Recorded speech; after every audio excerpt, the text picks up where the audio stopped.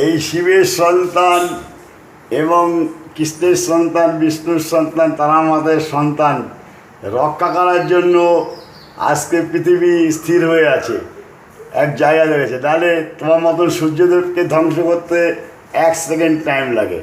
জলমগ্ন পৃথিবী করে দিলেই তোমার বিনাশ। জলমগ্ন পৃথিবী করে দিলেই তোমার বিনাশ। 1 সেকেন্ড শিবের লাগে না, 1 সেকেন্ড তোমাকে বিনাশ করবে। কারণ বিষ্ণু যখন জল দিয়ে পৃথিবী টল বহল করে দেবে তখন তোমার বিনাশ অনিবার্য, 1 সেকেন্ড।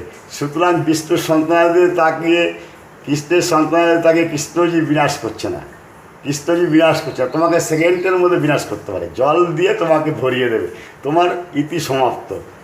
ভগবদ্গীতা, শ্রীকৃষ্ণ, হজরত মোহাম্মদ, গুরু বুদ্ধের সনাতন। নিজের গর্ত করে পড়ার জন্য গর্ত খুঁজেছ, কৃষ্ণের জন্য, শিবের জন্য, বিষ্ণুর জন্য, সেই গর্তে তোমারই পড়তে হবে। তৈরি থাকো, আর একটু কৃষ্ণ নাম জপ করো লাস্টে, কেননা কৃষ্ণের পাও ছুঁয়ে তো জল চাইতে হবে। রেডি হও।